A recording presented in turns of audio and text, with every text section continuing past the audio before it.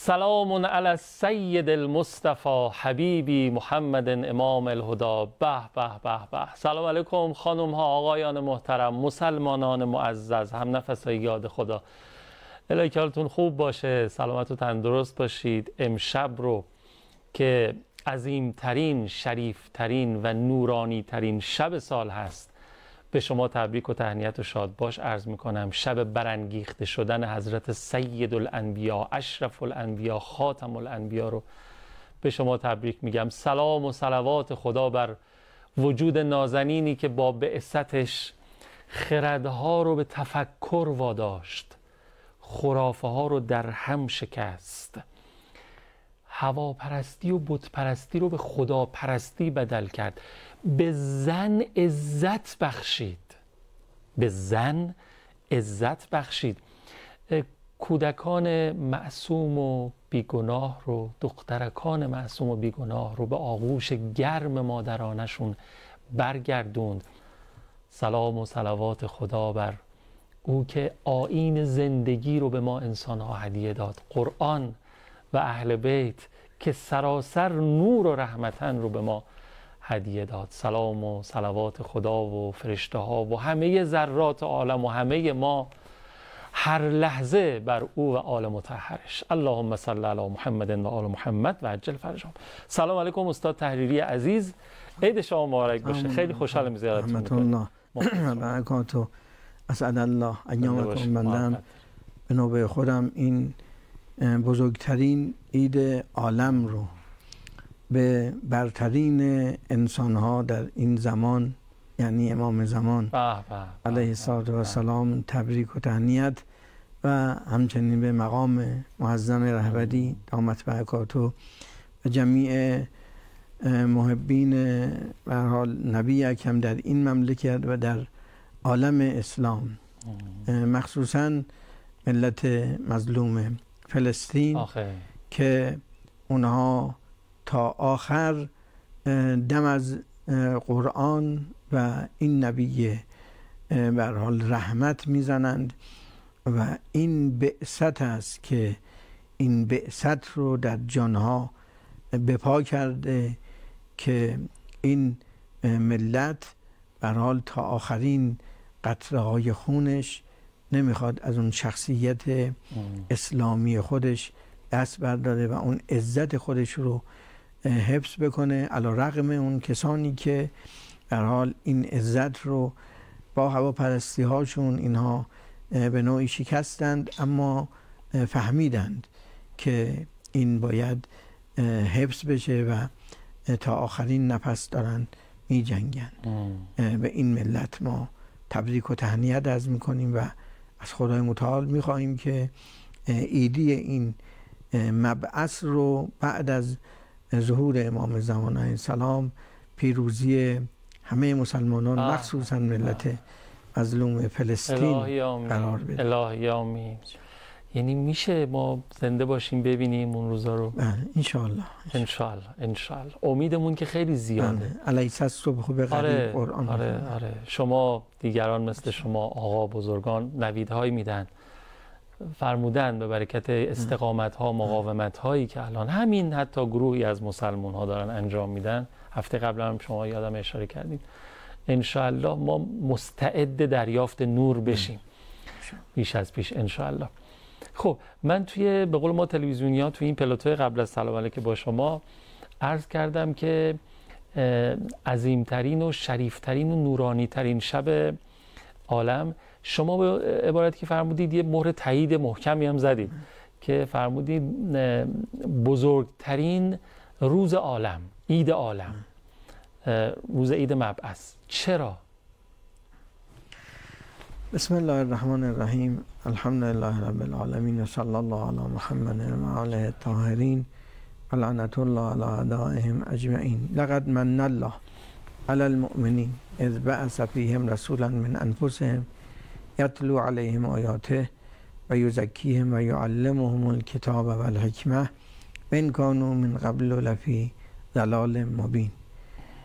علتش همینه که زندگانی دنیا ظلمت سراست، انبیا علیهم السلام آمدند ما رو در این ظلمت سرا به نور مطلق الهی آشنا بکنن، متصل بکنن. البته خلقت انسان از اون منبع سرچشمه گرفته، قطعا اون حقیقت و نفخت فیه من روحی رو نباید ما غفلت بکنیم. اما به هر حال اقتضاعاتی داره زندگانی دنیا و کمال انسان و همینه که حکمت الهی اقتضا میکنه که در این ظرفی که اختلاط حق و باطل به هر حال برای انسان هست، از جانب خدای متعال جز حق صادر نمیشه، اما در مواجهه با ما به هر حال درک هامون گاهی مشوب با باطل میشه، خواسته هامون گاهی به هر حال به طرف شر، آنچه که مناسب با وجود ما نیست کشش پیدا میکنه، میخواد اونها رو به هر حال دنبال بکنه. البته همه انبیا در زمان خودشون بعثت داشتن، اما این بعثت کاملترین بعثت ها، با دوامترین بعثت هاست. دیگه خدای متعال بعد از این بعثت رسالت دیگری نداره. بله بله. و به لحاظ اینکه انسان را از یک ظرفیت بسیار بالایی نسبت به توجه به خودش قرار داده، نسبت به ارتباط با خودش قرار داده که انسان میتواند با علم مطلق الهی آشنا بشه، با قدرت مطلق الهی ارتباط برقرار کنه و اون رو در خودش به نوعی به اندازه خودش ظهور بده تو این عالم، که ظهور بالاترش یه تو اون عالمه که اگر مسیر سعادت رو انسان بره، پیروی رو بکنه، باید که لهم ما یشاءون فیها، هر جایی که بخواهند اونجا هست. دیگه انسان از نظر قدرت باطنی به اینجا میرسه که با خواستهش شی محقق میشه، عجب. ظهور پیدا میکنه. لهم ما یشاءون فیها، منتها خدا متعال میگه که ولدینا مزید، توی بشر باز محدودی، ما شما رو تو این عالم که ابدیس قرار دادیم، اما ولدینا مزید. غرض اینه که بعثت یک چنین کاری رو انجام میده که کسانی رو میبینیم که به چه اوجی از کمال رسانده است در اون زمانی که خلاصه پایبند به چه خرافاتی بودند، به چه توهماتی بودند، به خیالاتی بودند. به اندازه روزهای سال اینها بت داشتن، گاهی هم که نیاز پیدا میکردن میرفتن سراغشون، از اون استفاده میکردن، میخوردنشون، بت‌های خرمایی. عجب. آمد عقل به کجا رفته بوده واقعا. اینها رو از همه اینها نجات داد، از این پای بسته های پست.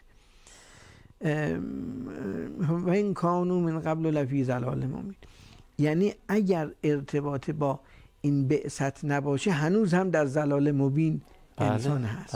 من قبل، یعنی قبل از ارتباط با این بعثت. این قبلیت زمانی تنها نیست که زمان جاهلیت نبی اکرم صلی الله علیه و آله 14 قرن و نیم مبعوث شدن در مثلا 27 رجب، این قبلش تو جاهلیت بودن از جهت زمانی، فی ضلال مبین. اما این به طور کلیه، هر مقداری که انسان ارتباط نداشته باشه با این روشنایی تو ضلاله، تو حیرت. لذا عظمتش به همین جهته که کسانی که در چه انحطاطی بودن اینها را آورد و ملت عرب در اون زمان که خدا خواسته که پیامبرش عرب باشه، تو این محیطی که محیط قابل به حال رغبت نبوده، محل گرم و خانه خدای متعال در گرمترین تقریبا مناطق از جهات رفاهی نداشت. اینها قرار داد که مردم بیان این رنج ها رو تحمل بکنن، توجه به اون قدرت مطلق بکنن. از اینجا حکمتش اقتضا کرد که مبعوث بشه اون کسانی که در رفاه بودن، حکومت‌های اون زمان روم و ایران و اینا بر اونها غلبه پیدا بکنن. الله اکبر. در همون زمان به نوعی این وعده ها تحقق پیدا کرد. بله. نشون داده شد که این وعده ها دیگه ادامه داره که ما الان داریم میبینیم دیگه. هر مقدار ما در تحت تعالیم این پیامبر نور باشیم، هم از جهت دنیایی، زندگانی دنیایی، اون نور رو پیدا میکنیم، راه خودمون رو پیدا میکنیم، استقلال خودمون، اون استقلال اقتصادی این یک نوری است در این جهت، استقلال سیاسی، استقلال اجتماعی، همه اینها رو نبی اکرم صلوات الله علیه و آله برای ما آورد. لذا همه اون به هر حال ادیانی که در زمان حضرت بودن بعد از خصوصا تشکیل حکومت اسلامی با اینها ارتباط صلحگونه برقرار کرد. این ارتباط همون حاکمیت رو نشون میده که داره با اون ندای ملکوتیش طوری برخورد میکنه که اونها میپذیرن این پیمان رو. 27 ماده با یهود و نصارای مدینه حضرت میبندن که همش عقلاییه، که حالا اکثریت مردم مسلمانن، اسلام رو پذیرفتن، حکومت دینی رو پذیرفتن، شما هم اینجا مثل دیگران زندگی میکنید، حقوقتون محفوظه، حالا اگر آمدید مسلمان شدید که دیگر خیلی بهتر، نیامدید هیچ، به هر حال حقتون تا وقتی که متعرض حکومت و مسلمان ها نشدید محفوظه. بله. ببینید داشتم به چی فکر کردم، یاد این آیه و ما ارسلناک الا رحمتا للعالمین افتادم که وجود مقدسشون رحمتن، نورن برای همه. منتها این دیگه بستگی به خود من داره که خودم رو در معرض این نور و این رحمت قرار بدم یا ندم. خب هر چقدر در معرض قرار بدم بیشتر بهره مند میشم. هر چیزی و هر کسی و هر پدیده‌ای مثل گلی که خودش در معرض ما میگذاریم در معرض نور، خب بانشات و در حال رشد و کمال، و وقتی فاصله میدیم پژمرده. این اتفاق برای همه دنیا میفته اگر پشت کنه به نورانیت اسلام و پیامبر اینا. من اینا رو دارم از فرمایشات شما یاد میگیرم. اگر اشتباه بود تصحیح بفرمایید. یه فاصله بگیریم از دوستانمون، برگردیم، مردمم بیشتر به فرمایشات شما تأملی داشته باشن و برگردیم استفاده بکنیم. عید شما مجدد تبریک. بفرمایید.